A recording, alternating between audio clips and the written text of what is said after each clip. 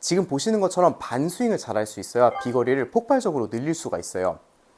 왜 반스윙을 잘 해야 되냐면 우리가 거리를 내거나 혹은 스윙 스피드를 확 올리고 싶을 때 스윙을 키우는 경우가 많아요. 근데 스윙을 키우는 건 원래 잘 나는 속도에서 더 늘리기 위한 거지, 작은 구간에서 속도를 내지 못하면 사실 작은 스윙을 할 때보다 덜 나오는 경우가 많아요. 흔히 이런 경우죠. 동작만 엄청 크고 실질적으로 헤드가 이렇게 빨리 다니지를 못하는 거예요. 우리가 거리가 효율적으로 많이 나기 위해서는 결국엔 작은 스윙일 때부터 최대한의 비거리를 내고, 이 스윙이 더 커졌을 때 이 커진 스윙만큼 더 비거리가 증가해서 많이 나가야 되는데, 그거에 대한 기준점을 저는 오늘 반스윙으로 얘기를 한 거예요. 가장 먼저 반스윙을 잘하기 위해서는 첫 번째로는 양발을 붙여놓고 양쪽이 대칭인 상태를 만들려고 노력을 해줘야 돼요. 우리가 대칭을 잘 지키려면 백스윙과 치고 나서의 움직임이 완전히 대칭을 이룬다라고 생각을 하고, 백스윙 때는 오른팔이 접히는 만큼 치고 나서는 왼팔이 잘 접혀줘야 해요. 지금 보시는 것처럼 여기에서 주의해야 될 점들이 몇 가지가 있어요. 우리가 보통은 릴리스를 얘기를 할 때 손이 돌아가는 동작을 많이 이야기를 하는데, 어차피 체의 구조상 토우가 빨리 움직일 수밖에 없어서 헤드는 무조건 돌게 돼요. 손목이랑 같이. 그래서 억지로 돌리려고 하게 되면 손과 체가 원의 형태를 유지하지 못하고 바깥으로 이렇게 튀어나가 버리게 돼요. 그래서 치고 나서 왼팔을 절대 피려고 하면 안 돼요. 왼팔을 피려고 하는 그 순간 몸은 막히게 돼서 헤드가 확 비틀어져 버릴 수가 있게 돼요. 그래서 처음에는 이 동작이 익숙하지 않다 보니까 그립을 정말 가볍게 잡고 오른팔 접었다, 왼팔 접었다를 해주셔야 해요. 절대 펴내면 안 돼요. 팔을 펴내거나 혹은 억지로 왼팔을 돌려내려고 하게 되면, 측면에서 보게 되면 반원의 형태가 잘 유지가 되지 않고 손이 급격하게 바깥으로 튀어나가 버려요. 지금 보여지는 이 동작은 한시 방향으로 던진 게 아니라 그냥 비틀린 원의 형태를 띠게 돼요. 우리가 한시 방향을 이야기할 때는 원이 전반적으로 함께 다 닫혀 있는 상태에서 원을 그려야 되는 것이고, 잘 오다가 확 튀어나가는 건 한시 방향으로 던진 게 절대 아니에요. 그래서 오른손 접고 왼손 접고를 가볍게 양발 붙이고 이렇게 움직여 주셔야 돼요. 지금 만약에 이 동작이 잘 된다면 공을 치고 나서 오른손과 왼손이 절대 붙지 않아요. 오른팔과 왼팔이. 만약에 오른팔과 왼팔이 붙는다면 손은 바깥으로 나가고 채는 급격하게 이렇게 안쪽으로 들어와 버려서 이때부터는 어디로 갈지를 알 수가 없어요. 공이 확 감길 수도 있고 그냥 확 열려버릴 수도 있어요. 그래서 절대 지금 보이는 이 덮이면서 붙는 동작은 인아웃을 만드는 게 아닌 정말 생훅을 만들어 버린다는 거. 다시 한번 오른팔 접고 왼팔 접고, 보신 것처럼 손목도 이렇게 자연스럽게 접혀 있게 돼요. 만약에 지금 보이는 이 동작 자체가 좀 어색하다라고 하면 할 수 있는 연습 방법이 있어요.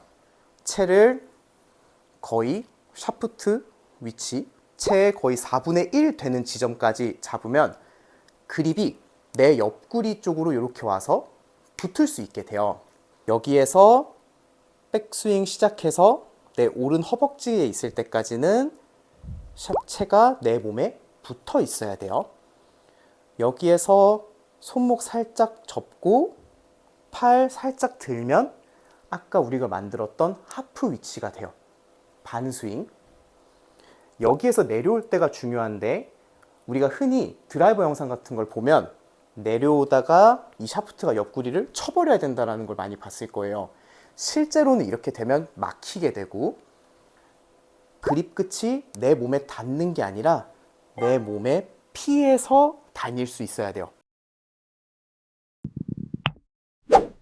그러면 측면에서 봤을 때 채가 거의 니은의 움직임으로 다니는 걸 볼 수가 있어요. 거의 바로 접히는, 위로 접히는 느낌이 들 거예요. 이렇게. 이 움직임을 천천히 반복해서 해주다 보면 반스윙의 형태가 어떤 느낌인지를 몸에 조금 익힐 수 있게 돼요. 다시 한번 그립 끝이 내 몸에 붙어 있는 상태가 유지되다 접고 팔 살짝. 그 다음에 그립 끝이 내 몸을 피해서 다니게. 이렇게 이 느낌을 익히고 나서 다시 스윙할 때도 그립 끝이 내 몸을 피해서 다니게. 이렇게. 여기서 이제 조금씩 공이 반듯하게 가거나 혹은 약간의 드로우가 나기 시작하면 이제 피니쉬까지 연결시켜 주기만 하면 돼요. 백스윙의 크기는 사실 그렇게 중요하진 않거든요. 내가 얼마만큼 속도를 잘 낼 수 있냐 이걸 위한 건데 뭐 원이 커지면 당연히 속도도 빨라지겠지만 그보다 극강의 효율을 만들어내는 거죠. 그래서 똑같이 반스윙의 형태를 유지하고 공을 치고 여기서부터 왼팔 더 접으면서 머리 뒤로 넘겨주는 거예요. 내가 보낼 수 있는 최대 거리에 거의 5m 정도밖에 차이가 안 날 정도로 거리가 확 가게 돼요. 만약에 내가 원래 이런 동작들이 잘 안 돼서 비거리가 적게 나가셨던 분들이라면 지금 벌써 이 동작을 하는 순간 원래 비거리를 넘어가게 되거든요. 그러면 지금 제가 말씀드린 것처럼 한 5m, 많게는 10m밖에 풀스윙이랑 차이가 안 나니까 그렇게 환산해서 계산해 주시면 돼요. 다시 한번 반스윙에서 치고 피니쉬까지 한 번에 연결시켜서